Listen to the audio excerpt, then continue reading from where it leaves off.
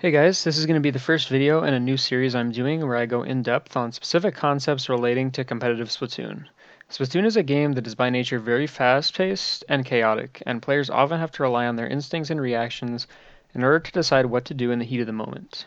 Initial engagements are one of the few aspects of the game that can be fully planned out beforehand without a lot of improv, which is why I think it's really important to understand them and learn how you and your team can come up with opening strategies that best complement the map you're playing on and the comps that each team is running.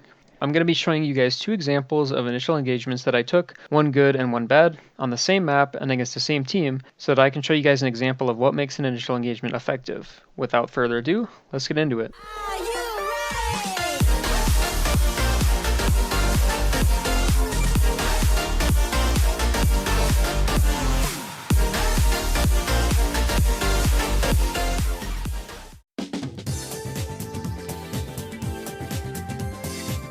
What exactly is an initial engagement? Well, it's exactly as it sounds. It's basically the first team fight that happens in every match, where both teams rush into mid and attempt to gain initial mid control. This fight pretty much always happens in mid because both teams can move about equally quickly and will therefore converge at the middle of the map.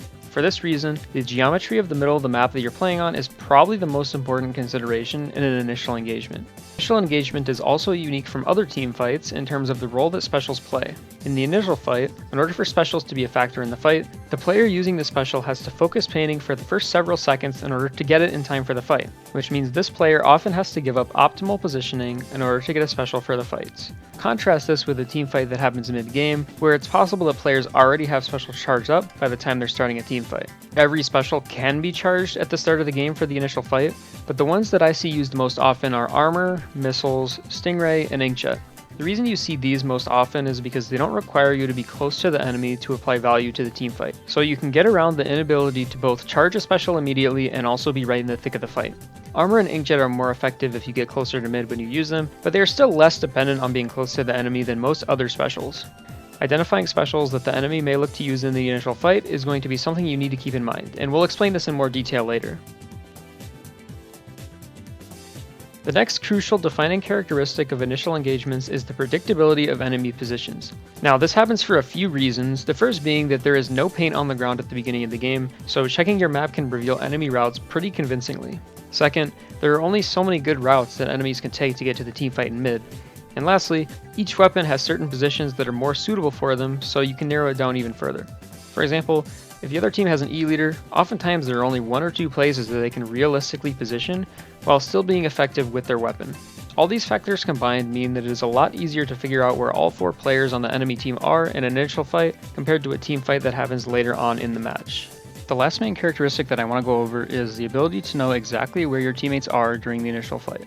While you can have a pretty good idea of where your team is at all times if you have really good game sense, the initial fight makes it very easy to know where your teammates are going to be because you can talk to each other beforehand about where you're planning on going. Because of predictable enemy positions and the fact that enemies charging specials have to isolate themselves from their team, you can be confident that your teammates won't run into any unforeseen circumstances that force them to deviate from their plan, at least not in a way that you can't account for. So, taking all of these things into account, let's go over the general process for how you can plan for and execute an initial engagement.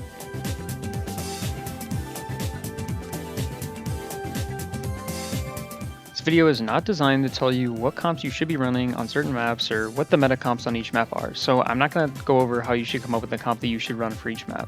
Maybe I can do a separate video on that, but for the purposes of this video, I'm just going to talk generally about how the comp you choose will impact the way that you approach the initial fight. So, first, I'll talk a bit about how you can come up with your own initial route. When coming up with your initial route, the most important thing is the strengths of your weapon and what your weapon is trying to accomplish.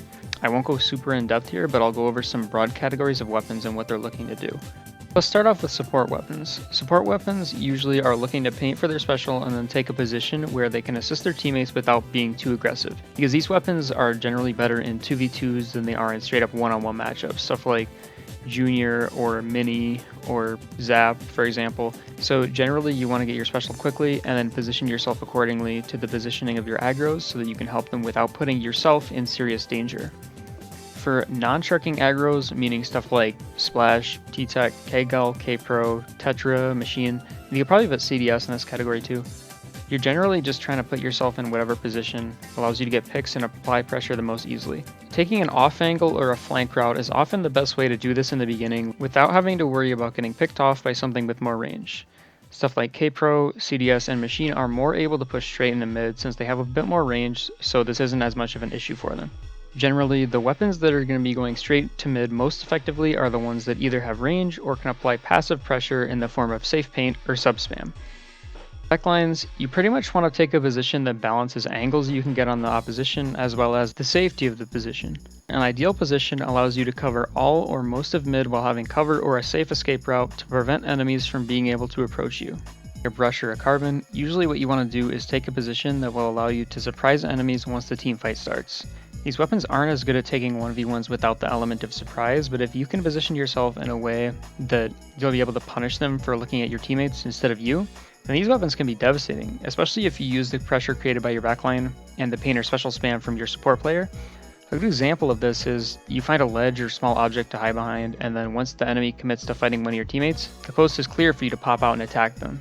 Using this information, you should come up with an initial route that you like taking based on your weapon of choice. Aggro weapons can typically take pretty much any position they want, provided they don't put themselves in the line of sight of the backline, but usually there will be a couple positions that are stronger for each weapon, even if you could theoretically take another position and do decent. Now, once you've come up with the general route that you're going to take, for example, I'm going to go left stacks on Inkbot TC, the next key part is to determine what you need to look for at the beginning of the match, and what adaptations you may have to make depending on what the enemy does. You should never have an initial route where you do the same thing every time no matter what. Instead, you should have a route that has multiple options built in so that you're prepared while also giving yourself the ability to handle many different situations depending on what the enemy does. This process can be really broad and there aren't really any general rules, but basically you just have to ask yourself, what could the enemy do that would interfere with my opening, and how do I identify and combat this in real time after the game starts? Knowing how far each weapon can reach into mid on each map is also really important, as it may determine where you can and can't safely be at the beginning. An example of this would be on Starfish TC. I personally sometimes like to flank around the right side as my opening, but if the enemy has a charger on snipe, then this strategy won't work unless you have armor, and even then it's a lot more difficult. So in this scenario, you would want to identify whether or not the charger takes this position, know that they can reach onto the right side where you're flanking, and then if they do take this position, then maybe you go back to mid instead of flanking in order to compensate for the enemy's positioning. Another thing to look out for is the number of enemy players that take a certain position. You may have an opening where if the enemy only sends one player to your side, you can win the fight often enough, but if they send two, then it's not a fight you can take, and you may have to play it more safe or work in conjunction with your teammates to punish them for crowding one side. You might also have to identify the matchups that your weapon has with the other team. Maybe if they send a weapon to one side that you have a good matchup against, then it's a really strong position. But if they send a different weapon that wins against your weapon, then you have to take a slightly different position to prevent them from getting a straight up fight against you. Again, I apologize if this is vague, but hopefully this gives a framework for the types of things that you should look for at the beginning of the game that might force you to make slight adjustments to your opening. Keep in mind that these adjustments can be very subtle, but make a big difference. You don't always have to move very far to adapt to what the enemy is doing, as you'll see in the example that I'll show you at the end of this video. The next step is, assuming that your teammates have done the same thing and prepared their opening strategies, you want to make sure you understand what your teammates are planning to do at the beginning so you know if you're going to have help on a certain part of the map or not, as well as the approximate timing for when that help will arrive if you need it. You want to try to balance making sure that every weapon in the comp can take a strong position with trying to make sure that your team as a collective unit is strong, meaning you're still close enough to each other that you can play off each other and you're not just taking isolated positions that may be strong for each weapon but leave your team weak if one side gets overwhelmed. I'm going to go over a general process that you can follow to help you identify the things that you need to identify so that you can make the needed adjustments to your opening. First off, before the game starts and you see the enemy's team comp, immediately start thinking about the implications of this comp. What matchups do you have against these weapons? Do any of these weapons pose a threat to your opening if they take a certain position? Start thinking through these things as soon as you see their comp, which is before the game technically even starts. You can also narrow down what positions each weapon is likely to take by knowing what each weapon in their comp likes to do generally. Next, once the game actually starts, what you want to do is immediately check your map to look at the enemy's gear. You should see if the main abilities of the opposing players tell you something about their build. Like for example, if a junior has enough sub-saver to get double bomb, or if a certain weapon has enough MPU to get their faster kill time. This is something that is useful for the entire game and not just the opening, but it's a habit that you should develop as a part of your opening. If you want to, you can also discuss this with your team beforehand and have one person on your team call out all the enemy gear that's important so that you don't clutter the VC and have multiple people calling it out. This also allows the other 3 players to focus their attention elsewhere and make sure that their openings are as optimal as possible. Another thing that I like to do for my openings is to figure out which D-pad direction corresponds to my backliner for the purposes of super jumping. Super jumping back to spawn can be really time consuming, so if you know that your backline is a safe jump, memorizing their D-pad direction will allow you to jump back to them as quickly as you'd be able to jump back to spawn. It doesn't take you out of the fight as far. You can manually open up the map and use your motion to select the correct player, but this costs precious frames that may cost your life. I'm planning on making a future video that covers super jumping, so I won't go super in depth here, but just know that it can be useful to know what jump command your backline is, assuming that you have a backline. After you've done these things, all your attention should go towards identifying what the enemy is doing and where they're going, as well as communicating these things to your team. Sometimes, you can simply look ahead of you to see where the enemies are, but depending on the map and what sightlines you have, you may have to rely on your map to identify where enemies are going. It's kind of difficult at times, but you can even identify whether an enemy is painting for a special or not using your map, as well as which weapon is going where, by looking at the paint trails on the map. It's not an easy skill, but it's one that's very useful for your openings. It's really important that you also call this information out to your teammates as well, since everyone is relying on this information for their own openings. From here, you just decide what adjustments you're going to make for your opening, depending on the information that you've gathered, and you already know where your teammates are going to be because you've talked about it beforehand. So from here, it's just making quick decisions and executing them. The better prepared you are, and the more often you practice it, the quicker and more confidently you'll be able to make these decisions without feeling like you'll be blindsided by an enemy that your team couldn't account for. Now, in order to better go over some of the things that I've talked about and show you how this stuff can be applied, I'm going to show you a couple initial engagements from the same scrim on the same map mode, one which worked out well and one which didn't. The map mode was Sturgeon TC, and we were playing against a team that I would say is pretty similar to us in skill level, so it should be pretty applicable. Also, both teams use the exact same comp for both games. Let's go over the first example, and as you'll soon see, we end up losing this team fight, and I'll explain why. So, first and foremost, like we talked about before, the first thing you should always look at when you open the game is the enemy comp, as this will give you an indication of what each player is likely to do at the start, and also gives you an idea for what positive and negative matchups your weapon has against their comp. So, looking at their comp, the first thing that stands out is the Sea-Jet. Now, the Sea-Jet is almost certain to do one of two things, which would be to go for an early Stingray, or go to the elevated snipe Greats area, which gives ranged weapons a vantage point in mid. They could also do a mix of both, and paint from Stingray from that snipe. Knowing the map is key, and in this case, it's good to know that backline weapons like Sea-Jet on this map, even more so if the enemy has a charger, can reach pretty much all the way across mid, so trying to be in mid if you don't have cover against these weapons is very dangerous. And you can't really approach them anyway because they can simply just duck behind cover if they get pressured. Therefore, taking any position in mid on this map where you're in range of the backline without having cover will usually not end well. Another important consideration here is that on Sturgeon TC, the two snipes are too far apart from each other for the backlines to interact with each other. Even if you're running like MPU scoped E-leader, you're still not going to be able to reach. So the backlines are really trying to help their team in mid as much as they can, but most of the time they don't really have the range to pressure the other backline directly. Me, Chase, and the opposing machine and K-Shot are all likely going to go either to the right of mid or to the left of it, using either the ramp on the right or the short wall on the left. Or you can do what I do and go across the ramp and then rotate left, but this is basically the same thing as you end up in the same place. For these aggro weapons, there's no set place that these weapons have to go to work properly, so you really have to try and identify where they're going during the match, because these weapons can all hold their own pretty much anywhere in mid and aren't restricted as much. Lastly, we have the end zaps on both teams. It's likely that both end zaps are looking to charge armor as quickly as they can at the start of the fight. Once this is done though, the zaps will both join their other aggro teammates in the mid fight, and it's essentially the same thing. The key to keep in mind here though is that the zap will likely be arriving in mid later than the other two aggro weapons on their team, and it's also sometimes easier to tell where their zap is going because their painting pattern of trying to get armor might stand out on the map amongst the straight lines of their teammates. With all that being said, let's see how this actually plays out. So, first off, Dino is going to go to our Greats, having a vantage point on the left side of mid, and the opposing Sea-Jet is not going for early ray and goes straight for their snipe. Chase is going to go right mid, and I go across the spinner to go left side mid. Both end zaps paint for early armor as expected, after which the team fight actually happens. Now, I'm just going to play this from the beginning, and let's see how this plays out.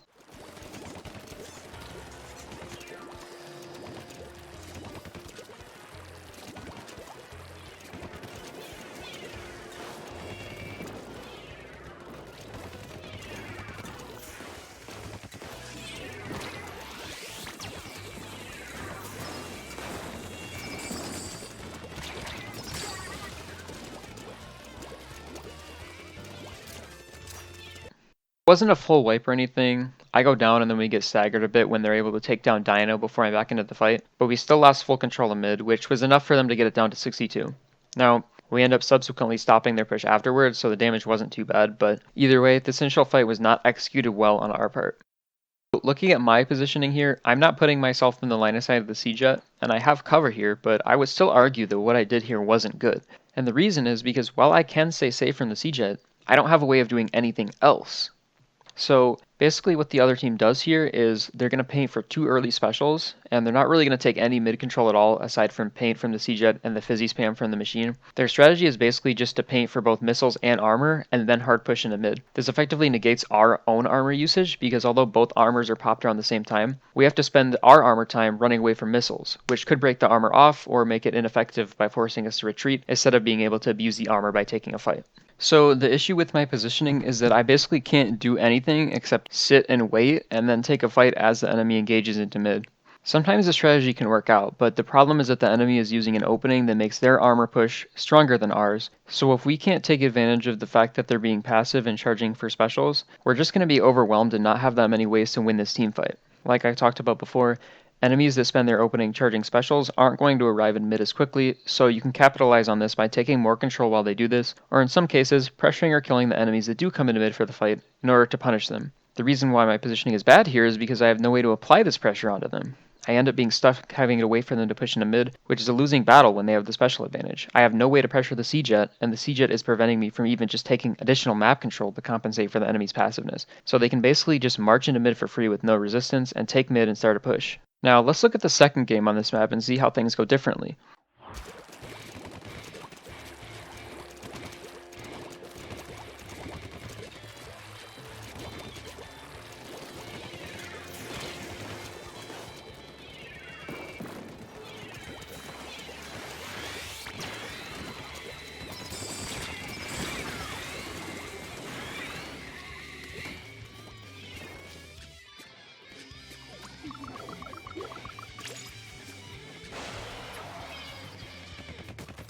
Opening allowed us to get a solid push at the beginning of the game, all the way down to 37. And really, there's only a couple of differences from the last opening to this one.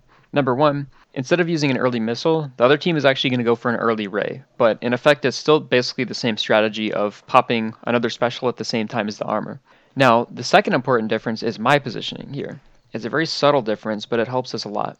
From this position, I can actually do something about the enemy's passive opening, which is to be able to throw bombs at the C-Jet. From the last position, I wasn't able to do that, but from here, I can use the tower as cover while being able to use bombs to prevent the C-Jet from just having free reign of mid. Being here instead of further left makes it harder for you to shark and engage enemies going left, but the other team doesn't send anyone left on their openings, so being here is a better situation given the enemy strategy. And as you can see, I don't actually kill the C-Jet, but the bomb forces him to move and essentially renders his ray useless, which gives me the ability to move freely in mid for this team fight, unlike the first game. Exact same thing they did in the first game by sending both aggros right, but I'm in a much better position here because the second special they use, in this case the ray, isn't able to displace me because I was in a position to actually pressure it. So I'm able to take this fight in a much better position since I'm not trying to run away from a special while I take a fight. And I get one kill through the armor while chipping armor off the other and weakening them severely, allowing my teammate, Brock, to easily clean up and give us the man advantage. The fact that I ignore the left side and don't even worry about that side also makes it easier for me to contest the right side. Brock and Chaser are then able to accelerate here and snowball the team fight by teaming up to get the last kill, setting up our opening push.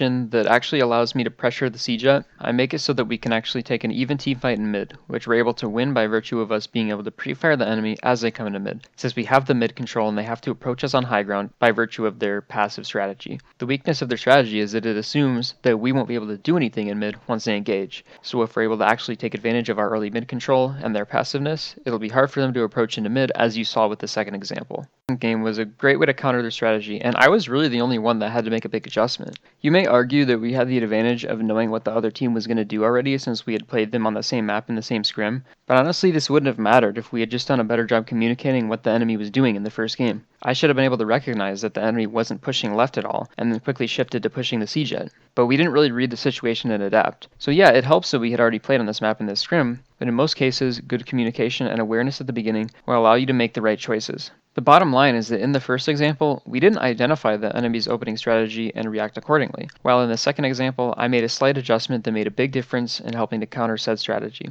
But this adjustment didn't require me to know in advance what the enemy was going to do.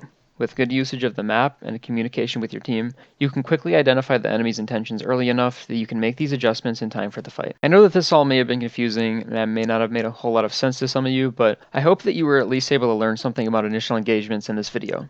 If there's anything I can clarify or clear up, feel free to leave a comment and I'll try to answer the best that I can. The key here is just to try and apply these things into your own gameplay and see what works best for you. The tips in this video are just a guideline to help you get started with planning your own initial routes and show you the types of things that you need to consider when creating opening strategies with your team. With that being said, this concludes the first episode of Quick Tips, and I hope to see you guys in future episodes.